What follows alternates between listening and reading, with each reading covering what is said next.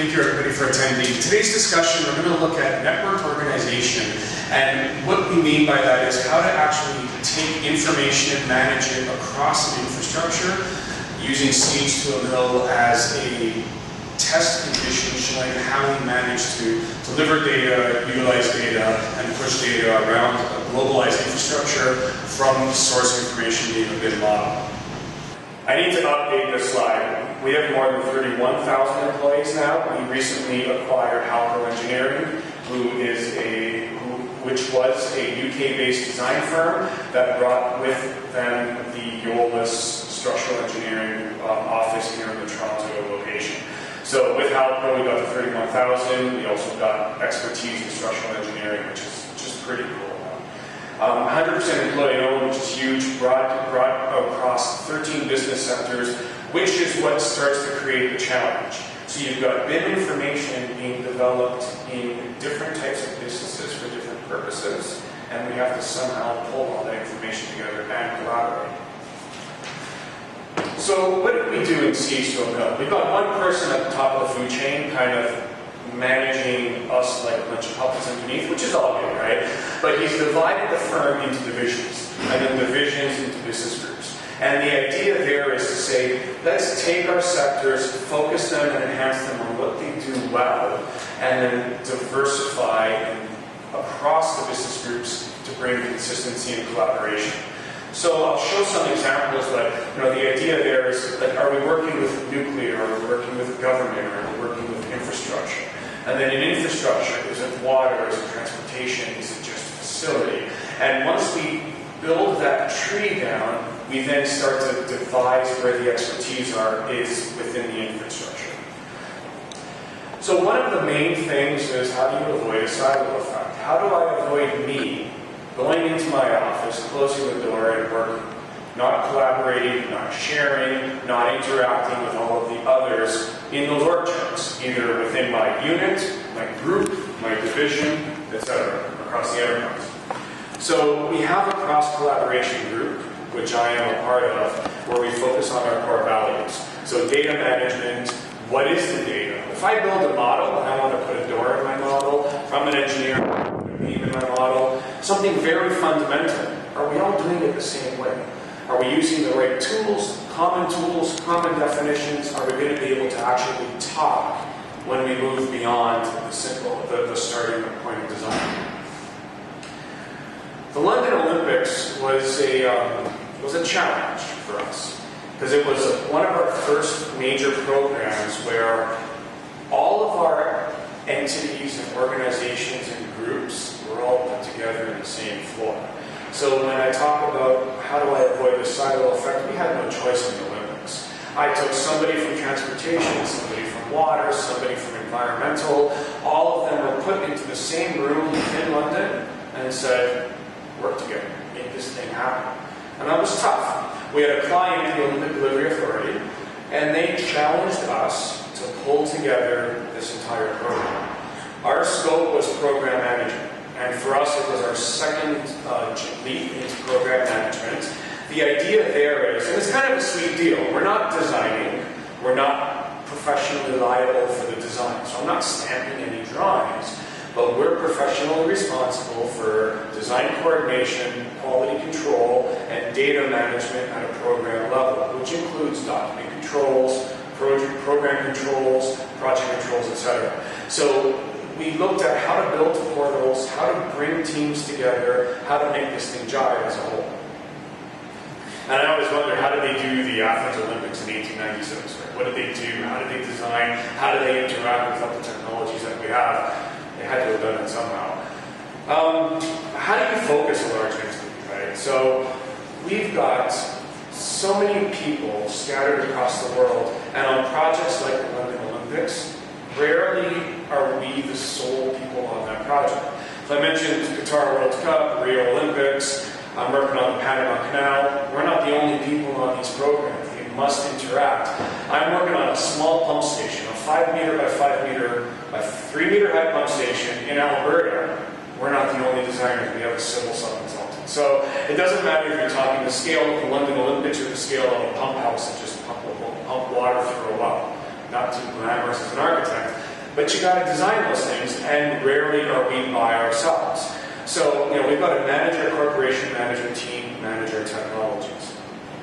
And I kind of like easel chart all of our offices. So I look at all of those capabilities and I say, green light, where should we be able to do it, or where can we do it now, and where do I have gaps? So Toronto being my office, everywhere I have a red dot, that's me as a global BIM leader going into the Toronto office trying to turn that red dot to green. Yellow's okay, right? But that's been a difficult thing, and Toronto's a big design center for us. We've still got some red dots. When I go global, all of the places where I'm able to connect or supposed to connect, I've been able to identify where do I have gaps, where do we need to train, where do we need to build, where do we need to collaborate. For us, one of the biggest important ones is the second one on the list, ProjectWise. And we'll talk more about that. ProjectWise is our collaboration tool. It allows us to talk to each other, distributed across our network.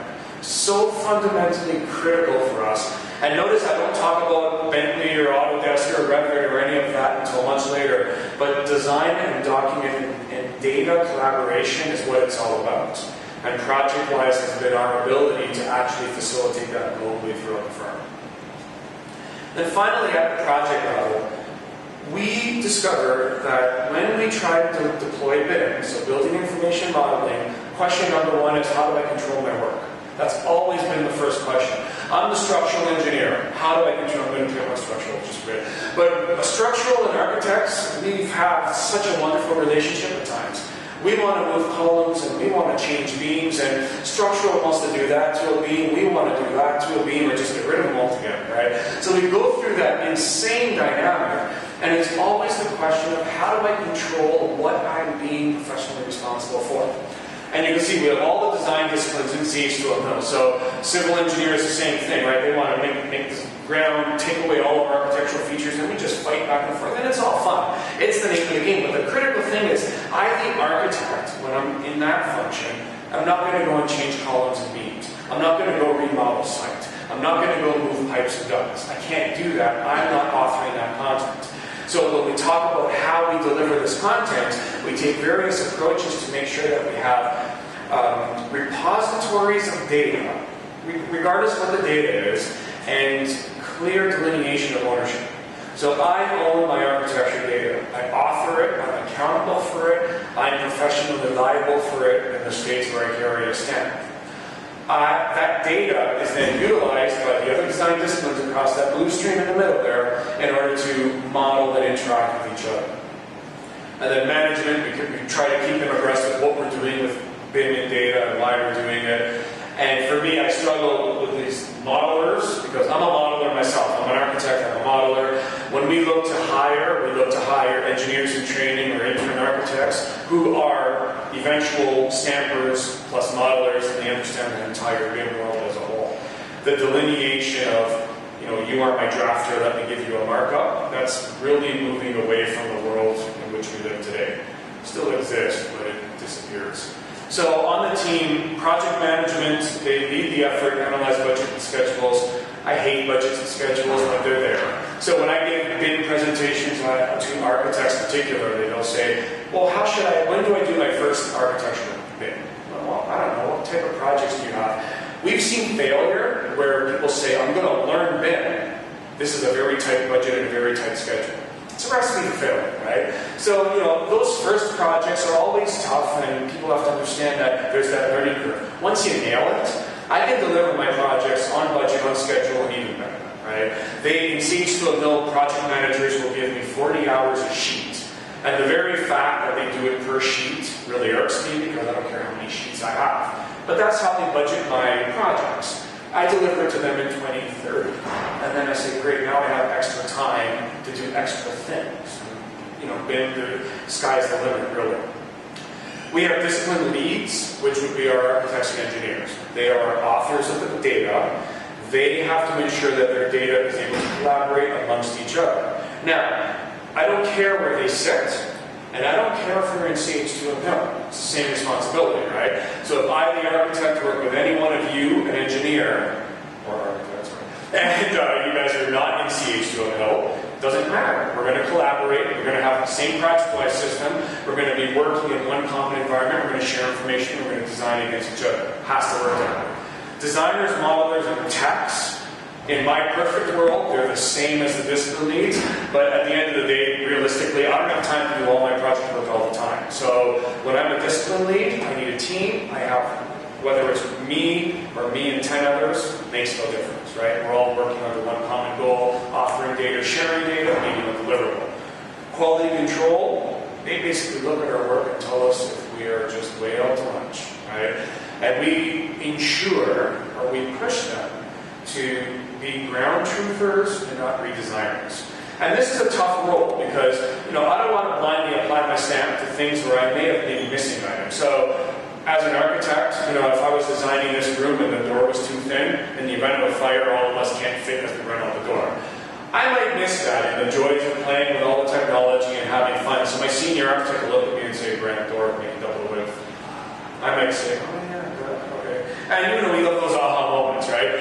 But what I found with quality control, sometimes they're not BIM savvy nor aware. So when we talk about data management, and utilizing the data for its truest potential, they may respond with, "Well, just give me my drawing and I'll have a look at it." Well, at 30%, I don't really have a drawing to give you because it kind of just doesn't really matter, right? It's about that knowledge of what we're doing. The other role we have on a project is a power role, and we call that project automation lead. That's a CH term. In the industry, it's CAD manager, BIM manager, I don't know what other names you might have heard, but it's basically the person accountable for pulling the glue, or for gluing all the puzzle pieces together that make up your distributed data model, right? So they help to make sure we're all able to model consistently and effectively. That's the role I carry on. I did for the Olympics, Panama Canal, all of these major programs. It's really under that automation leadership. We're trying to automate tools and processes. We're trying to make the development of data seamless and of the highest quality and interactive amongst all of our modelers. So the ultimate goal is this. So when we look at the development of data from a design perspective or from a BIM standpoint, we want to create content. And that content is 3D, that content is data rich. The beauty about any BIM tool, whether it's Revit, Bentley, Graphisoft, Digital Project, FormZ, all those wonderful tools, it forces you to do some BIM. So even those who will say to me, when we do these distributed teams, we don't want to do BIM. I said, great, don't, just use the tool. Well, when you open up these tools and it says place door, place wall, place slab, place ceiling, simple tools, you're automatically doing BIM. So if I say place door, now all of a sudden the tool knows that I'm placing the door. It already has a little bit of information about the component. If I want to do the simplest form of BIM, it's just simply using the tools out of the box. But often that's not enough. So we create content, we distribute the data, we collaborate and manage all of that data. We then have to deliver. So who am I delivering to? What is my deliverable? Oftentimes it is that PDF. I'm delivering a 2D flat piece of paper to some government agency in order to get approval. That's fine. Often, more so now than before, I'm delivering models. Not just a CAD file, they actually want models. So we'll have RFPs where they'll say, you're delivering in BIM. Great, what do you guys want, Mr. Client? We're not sure. We just have heard that there's BIM out there, we want BIM. So we're building these BIM models, we're making them as data rich as possible. Then I've got these super clients. I'm doing a project in Denver, major wastewater treatment plant. Not only do they want BIM, they want it in a certain format. They want a certain piece of data to translate into, they're using ArchiCAD internally. So we have to go from our BIM tools to their BIM tool, using a translation medium, making sure that specific information is getting there. And it's a challenge, but they have it so rigidly outlined, we know what we have to do. And then finally, I think preservation is very important, because one thing with BIM is the more and more content you build and develop, why lose it, why waste it? You can utilize it, you can manipulate it, you can do anything within our future projects. That first step, I just like using a door. If I create a real funky arched door, I want to do that 10 times. I want to create a funky arched door once and use it as many times as I need to. So, to accomplish our goals, we use a distributed collaboration system. Now this is all project-wise based, these next couple of slides. Project-wise is a Bentley tool. Now I am not a software vendor, I will not sell you on any software. I know that, is it this class doing the Revit or the other class tomorrow? The other one, okay. So I know that in schools, any type of modeling courses is usually Revit based. I think there were some architecture schools that did Form Z at one point. It doesn't matter, right? You're building content, you're developing information. That's the important thing. But from a design collaboration system, what we sought after in CH2M Hill is something that can do something for everything. That's a really weird sentence. But we wanted to cover, if I'm using, in CH2M Hill, we have Bentley, we have Autodesk, and we have Intergraph. 3 main platforms. We're a tri-platform company. Nothing wrong with that. ProjectWise allows us to manage data from all 3, which is huge. So what ProjectWise is, and this is Bentley's out-of-the-box slide, so I give them credit for this. In the center, the first circle I have there, that's what they call the hub. So it basically is, I equate ProjectWise to a puppet master and a series of puppets. So the hub is the puppet master. It's got what it has, an integration server, so it's a server that integrates all the offices. An orchestration server, a server that orchestrates all of the file movement, and then a distribution server, distributes all of the data to various locations. You then have offices. Offices have local caching. This was the critical piece. So if any of you have used SharePoint, you just simply downloaded something from the web. If you download a 100 megabyte file, what are you doing? You're copying 100 megabytes from somewhere in the world. Killer. You cannot do that every single time you open a BIM model. The first response we'll get is BIM doesn't work, it takes too long, it's slow, it sucks, you name it, we hear it all. Local caching basically says, I'm going to take the file from my puppet master, throw it to all of my puppets, and I'm going to orchestrate them and let them collaborate. That file can exist everywhere, yet only in one spot. And that's what's critical. So it is physically everywhere around the world cached, synchronized from one location. Right? That's the caching process. And then finally, I'll touch much more on that because that's a big thing for us. And then finally, we have what's called a gateway. The gateway server basically says, let me expose your collaboration system to the world. Through the internet, that's the medium, so through the cloud computing, by the way. This is all cloud, but it's a secure cloud. So through the cloud, we go to any external entity, and we basically say, come and collaborate with us. We give them the collaboration tool if they do not have it, extending our license to them, and we basically say, come in and design with us. And then when you look at the overall, all the types of information that would be there from a document control standpoint, ProjectWise, the green blob is just really, one element in a collaborated system that can event many pieces from top. SharePoint is huge. That's taken quite a strong foothold in a lot of the entities that we allow to interact with. Has integration with Office and portals, announcements, a lot of cool stuff, links up with Outlook. So it can do a lot with SharePoint that ProjectWise can't do, and it's not meant to do that. ProjectWise is really for management of BIM-developed data and coordination of that amongst a distributed system. And then that EB Insight, that's an example of a tool we use internally to manage transmittals and movement of information for contract management. Other tools, you might have heard of Mirror Contract Manager. There's other types out there. AConX is one. I don't know the manufacturers of that. And in the London Olympics, there was a tool called Aside, which was a UK-based tool that they wanted to use for that purpose. But the critical thing, why I show this slide to an audience like this, is you don't want to duplicate data. And an example I have is, and that's critical actually, data duplication is really, really bad. So an example is, I'm building a model, I cut all my drawings, I maybe have 50 drawings as part of my contract, okay? I make PDFs. Question that comes up in CH2M Hill all the time is, well, where do we put your PDFs? And I'm sitting there thinking, what kind of a question is that? It's right here in ProjectWise. People want to take them from ProjectWise, put them in SharePoint as well. So now I have PDFs in 2 locations. If I update the PDFs in my working area, the ones in the other area don't get updated. You then have 2 instances of data, one being incorrect, and of course the incorrect one is the one that will get into the data stream. So you want to be able to control and ensure that the validity of your data is integral and that the connection of the systems are facilitated. So I have a project manager who will say to me, Brent, we're using SharePoint on our project. Why can't we just have the stuff in SharePoint? And I'll say, well, SharePoint and ProjectWise can talk. So go to SharePoint and I'll give you a window into ProjectWise. So from their perspective, they're using their own tool, seeing my PDFs, which is usually what they want to see, yet they're looking at them as they sit in ProjectWise. So that connectivity is very critical to make sure that no matter what systems are at play, you're not duplicating information, and thus there's the potential for bad or incorrect information. From a BIM standpoint, building information modeling is integral to how we deliver any and all design projects. 10 years ago, I would have said BIM is our new approach to delivering design projects. Now it's common practice. My pump station in Alberta, we BIM it, it's a box, right? It's probably one of the easier things to BIM. 4-wall ceiling roof, a couple gutters, pipe, valve, there's your BIM.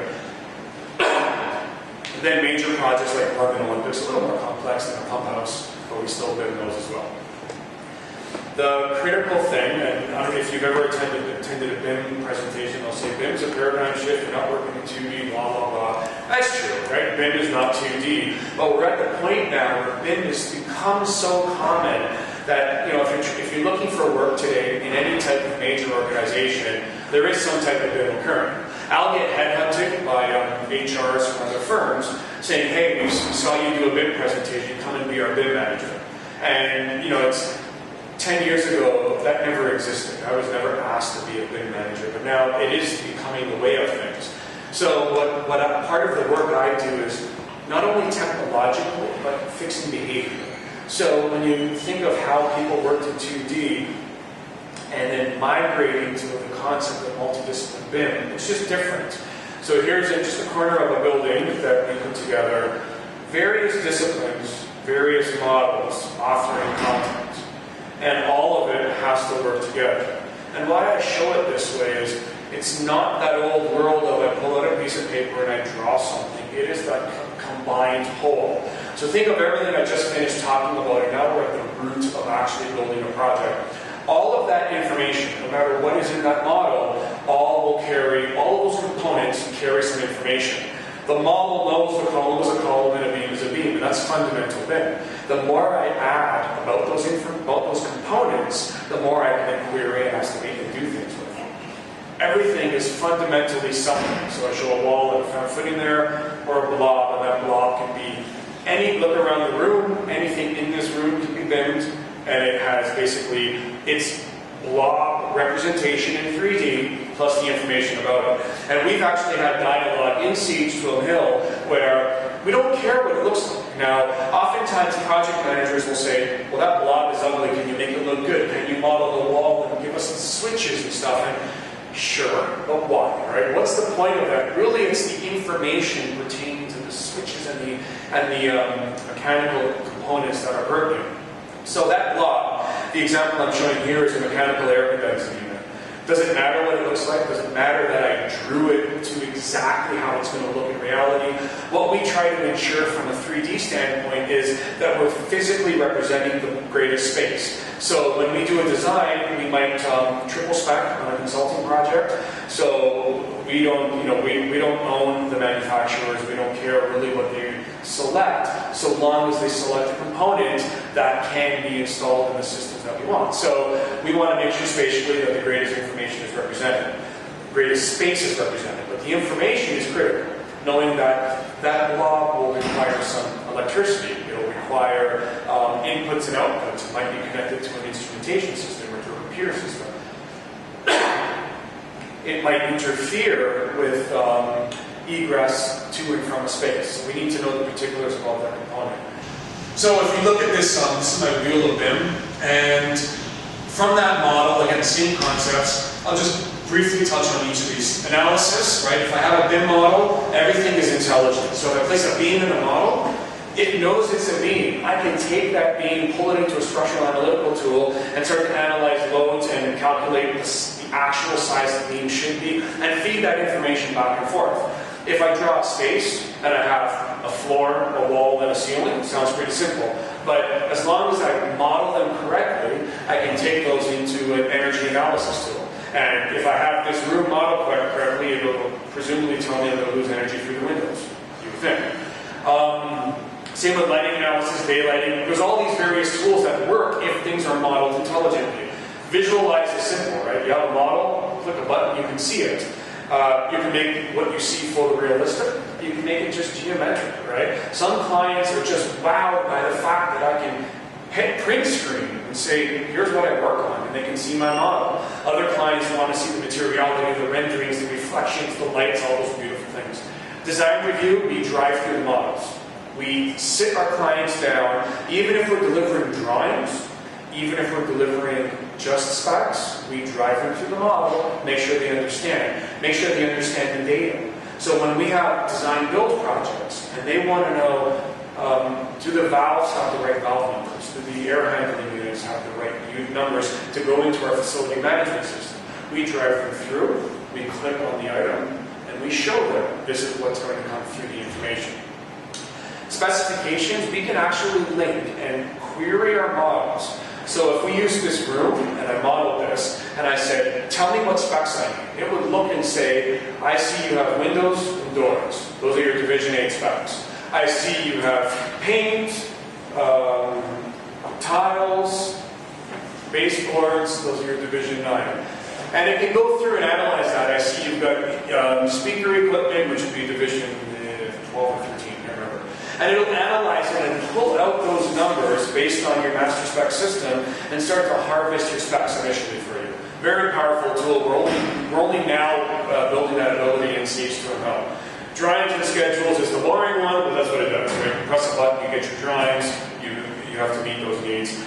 Clash detection is fun. Press a button, it tells you what's clashing with what. So it gives you good clashes, like you've got a light inside a window, you've got a duct flowing through a beam. Beautiful. Address those in design because those are just bad, right? Then it gives you silly clashes, like you've got a wall sitting on a floor. It's probably good, right? Or you have a column sitting on a foundation. Sounds good, or a foot. Sounds good. So you're able to build rules and say, don't tell me those stupid clashes, but please tell me the good clashes. And you just analyze that for it. And they're slick, you press a button, analyze the models, you go through the clashes, we just mark a couple of them, send them off to the designers. Cost estimating is huge, huge, huge, huge. The benefit of using a BIM tool is if you use it simply out of the box, you can get areas and volumes of walls, floors, ceilings, doors, windows, etc. Our cost estimators said that to us 10 years ago, well, that just sucks. Great, so what do you want? So they said, we want to know the material. So we built our data definition to say, well, it's not just good enough to model a wall, you got to know whether it's concrete, masonry units, brick, gypsum, etc. And then they said, great, well, it still kind of sucks because we need to know more about the concrete.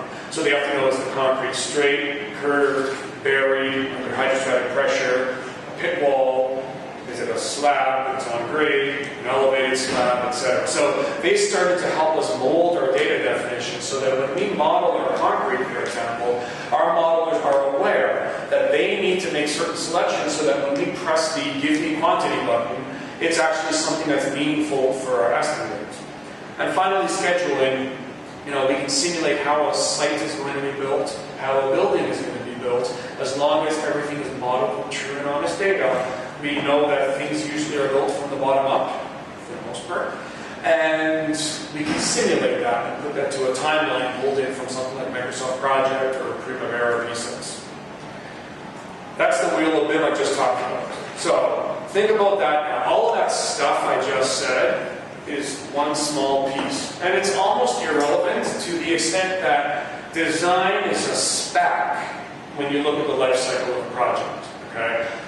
More importantly is construction. And me, the architect, it's hard to say that because I think architecture rocks, but it's true. Design work happens, when we look at a design-build project, we may design for a year, we'll be constructing for 3, and if it's a design-build-operate, there's one that I worked on in 06, we're operating it until 2025. So you think about that data I modeled in 2006. They finished construction in 2010. We got 15 more years of operations with it. So while we were constructing, we were the design builder. So this works great where I take that same model around that supply chain and I'm now adding information developed through construction. So if I have a spec saying we're going to install this ball valve that can be three suppliers, pick one. Well, great, we picked one. It might change the geometrics. It might have a different replacement schedule. It might have different components. All of that is now updated within the model. So that information is helping us gain towards an as-built BIM model. Why do we want an as-built BIM model? If we're operating, we now have a model that we can either use its information for facility management, for spatial planning, management of assets, which is really the most important one. Down in Panama, that's what they want to know. They said, take the BIM models we're working on a lot expansion. So in a nutshell, the Panama Canal project, basically ships don't fit anymore. So the canal was built, it was great for however many years. The new monstrous liners can't flow through the canal, so you have to travel around South America. So to save all of that time, they're widening the canal by adding a new set of locks that can facilitate the big ships. So while we're designing these locks, we're having designers build Revit models. When we take in the data from the Revit models, we want to be able to catalog specific items of interest. So what are the mechanisms that's going to operate the locks? So what is going to make the lock lift and lower? Those mechanisms we want to track in the facility management system. While we're tracking them, when do they need repairs? What components have to be repaired? When are they being replaced? And it starts to build into that the entire facility system. So I can now look at a database and see valve X was replaced last year. Click on it and see it in my BIM model. I can see valve Y is up for replacement in a month. Find where it is in the model. There is that back and forth. The other thing they're looking at is the life cycle of concrete. Now, sometimes you design a building for 20 year or 50 year. These are designed, the blocks themselves are designed for 100 year. That's great. But you might have areas of repair. So there might be a crack on the surface of the concrete and they go and repair that crack. Well, that's now an asset. That crack itself might have a lifespan of 5 years. So even though the actual concrete pier will last 100, the crack repair will last 5. In the facility management system, that needs to be tracked. So you've got to think now, well, we actually model a crack fill, but there is an ability to represent that in a BIM management system so that that can be tracked through operations, and we're building that now. And it's pretty impressive to be able to do that. So, you know, in 2112, 2114, I guess, they'll know that various pieces of the brand new locks may need to be replaced or adjusted. But if there's a repair in 2018, they'll know that come 2023, somebody better go look at that repair, make sure it's still okay, and determine whether it needs more repair. And that's just on the concrete, which is pretty cool. And then this last one is really what we used at the Olympics. So what about beyond operation? So the Olympics, operations was the games. That's done now. We now have information that needs to be adjusted, decommissioned, redeveloped, possibly sold, or used for different means. There could be changes of use, there could be modifications. Who knows what can happen to this information? And that's now, that same model, in theory, started in design, continued straight through to legacy. Now, in reality, so this is great. This is a great, great utopic vision that works on several design, build, operate projects. So now I step back, I'm an architect. I'm a consultant, so I'm just working on design, I stamp the drawings, I step away. That's where a lot of our professional work associations now are a little uneasy, right? So if it's a consulting job where I'm basically done at tender, and my responsibility is just to hop back and do, some sporadic on-site review and verify that it sort of meets the intent of my drawings. That's a very strange, and I love how the building code says that, sort of. They use a better word than sort of, but that's the gist of it. So, do I want to give that model to the contractor? And the association is not sure yet. So when it's a consulting job, there's questions of liability when it comes to a model like this. But in CH2M Hill, we have the benefit of several design, build, operate jobs or program management jobs where data management does go through the life cycle. So there are two types of worlds, but at the end of the day, we are moving towards a time where, as just a pure consultant, I will be giving that information over. I want to be able to say, take my drawings, throw them in the garbage, I don't care less about my drawings. My specs, I want them integrated into my model. I want to digitally apply my architectural seal, and I want to deliver my model to my contractor as a consultant. I want them to take the information and do what they need to do with it, understanding what I'm professionally liable for and what I'm not. So if a structural engineer has a beam in there that's wrong, don't come to me, the architect, because it's referenced in my BIM model. So that's something where, you know, the AIA in the States is trying to grapple on how to make BIM a deliverable, and I think when they do that, it will help to influence the architects. In the States, I believe it's E203, I think is the BIM delivery contract that the AIA has started. I think it's E203. But if you went to the AIA site and said BIM contract, whatever it is will pop up. So from an EPCM perspective, these are some of the things we look at. So it's engineer, procure, construct, manage. There's so many, I've heard different acronyms, sometimes I hear operate, whatever. But design, analyze, simulate, optimize. Very critical, right? And you know, this touches all our projects. If you take away the PCM part, we're engineering, designing everything, right? That is the fundamental basis of our work. We have to do those things right. Whatever we build here for our major projects must scale down to our simple projects, or it's not deployable across a global environment. Procurement. Materials and data sheets, that is big. Just huge. And for me, where that comes into play is in our industrial work. And I didn't want to put this on here as a slide because it can get crazy, but one of the initiatives I'm working on right now, in a nutshell, is we have a procurement system. Inside the procurement system, we define what we would procure. Pipes, valves, mechanical fittings, ductwork. So we define it. We then extract that information, mold it a bit, and put it into our BIM tool. Right? That's in a nutshell how we leverage procurement. So now, once it's in the BIM tool, if I'm modeling a duct, I'm basically just going to press place duct and start modeling it. It doesn't matter whether my modelers know or not, but what they model was fundamentally driven by our procurement system. So when we're on these major programs, I can now say, show me all my ducts, show me all the elbows, show me all the valves, show me all the dampers, whatever, and say, the information on that is robust enough that I can procure the component because it came from the procurement system. So we kind of close that loop. For a simple design project, I'm just going to place the duct. I couldn't care less about the information. I'm going to say the duct is 500 by 1,000, whatever. Model it down my space, make a drawing. Never use the information. But that's the scalable approach. It can be procured, you can just get my drawing, and everything's happy. Construction, again, those are those benefits from the orange supply chain. So schedule, estimate is critical when we're designing contractors. We want to make sure that we know what we're doing and we can get it in place correctly and efficiently and on time and on schedule. If we don't, as a design build contractor, we're losing our own money, right? And then management, that's more rare on our side. We have a couple design build operate jobs, which are really great because we're in there for years and years and years. But when we're just design build, we then turn it over to the owner, and that's where, like this project I'm on in Denver, they're critically interested in the data turnover. When you give me the content, can I use it? Can I do something with it? And if I can't, then you fail.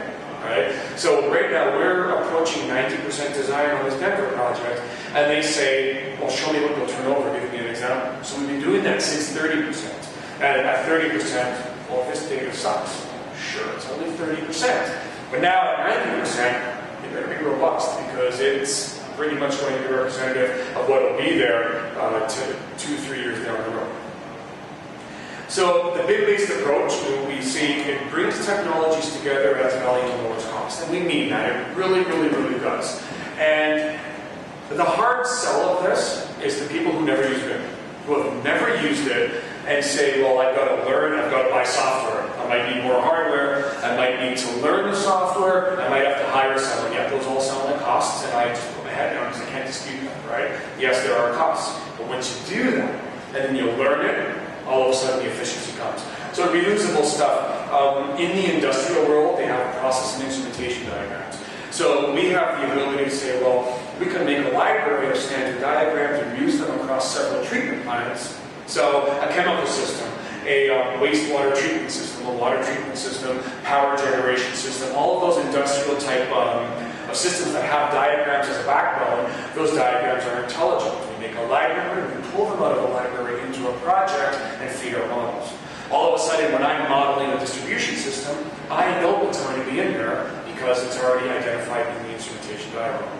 So, data-driven tools, SCADA, that's a standard computer administration and data. I can't remember the last day ever. That's basically our operation end of things. So if we have all of this information, again, you leverage it throughout the life cycle. So we go into an owner's network, and we build them what we call a SCADA system, where they're able to leverage the information from our BIM models and from their facility management, pull it all together, and make it talk happen. The data migration, that's a huge one as well, right? Data for us internally, we have to make sure that it's distributable and across our networks as I was describing, and then it's going to have to go somewhere, right? It's not our data at the end of the day, we have to make sure that can happen. So for us, we looked at these two things. From a resource standpoint, how do we share references, how do we share resources, and how do we ensure that they're succinct? So again, this comes back to ProjectWise. It's the facilitator for us. So from a reference standpoint, I, the architect, reference all of your engineering models.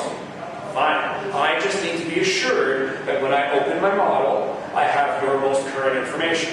So if I'm placing doors and windows, I don't want to place them where you have a column and I can't cut a hole. Or I don't want to place them where you have a duct going right across the room. Or if I see that, I want to be able to have that communication. So flat files, model views, sheet files, all of that has to be moved back and forth and kept current. Then there's resources, data sets, layers, print settings, family data from Revit, definition files for data definitions, part definitions, what do I want to put on my doors, what do I want to put on my ducts. All of that has to be shared, current, and consistent, right? I can't place a door and you can't place a door, and I'm calling it two different things and entering the data in a different manner. Then when I pull it all together into a schedule, it'll be a disaster. So that's something, those two have to be facilitated for us. So to do that, whether we are within CH2M Hill or external to the world, we say, here's a collaboration system, access it, check something out, open up a file. It will locally cache your references and then update them. So the first time I open a file, this comes back to that Delta file. Bring down all the stuff once, then give me all the changes every subsequent time. Beautiful. Then it's resource distribution. We have an ability to synchronize resources. So some data sets for BIM can be up to a gigabyte in size. So let me give you that gigabyte one time and one time only. Then I'll just send you the changes. So that first time, if you're on a real bad connection, again, connect overnight, bring the file down, walk away. Don't watch it bring a gigabyte, you'll lose your mind. Once you're done, open your file, author your content, check it back in, we're all happy. Go back and redo. Second time, it'll just update references, it'll just update your resource, and you're a happy camper. It's all good.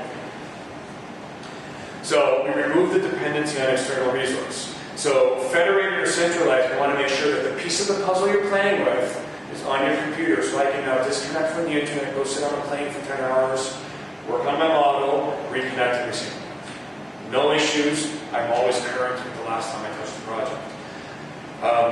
Working within your own network and computer is always more efficient than working off of the internet. So one of the issues that we've had with working off the cloud, right? So you hear cloud everywhere. Microsoft has a cloud, IBM, AutoCAD, Bentley, everywhere. What's the issue, right? My connection to the cloud sucks. Oh, great. Now my reading of resources from the cloud is going to be slow. My adding content to the cloud, everything will be hindered by the fact that I have a bad connection. If the cloud goes down, I have no work. ProjectWise is a cloud-based tool with local caching. So because it does the local caching from the cloud, basically we're saying, come and hit our cloud, get your stuff, and go off and work.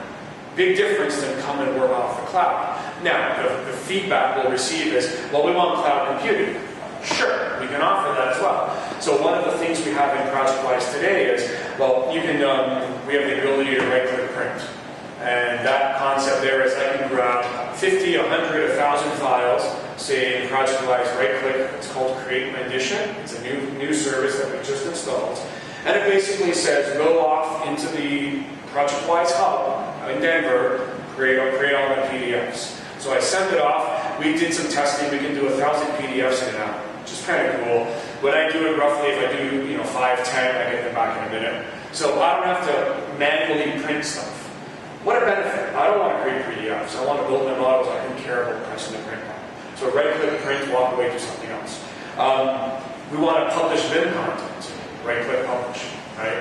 ProjectWise goes off and does it on the hub. What we don't have yet is right-click render. That would be a huge thing. Anybody who does renderings, you press that render button and you're ray tracing, calculating lights and shadows and all those wonderful things. The computer chugs and chugs and chugs. So, they know that's an issue.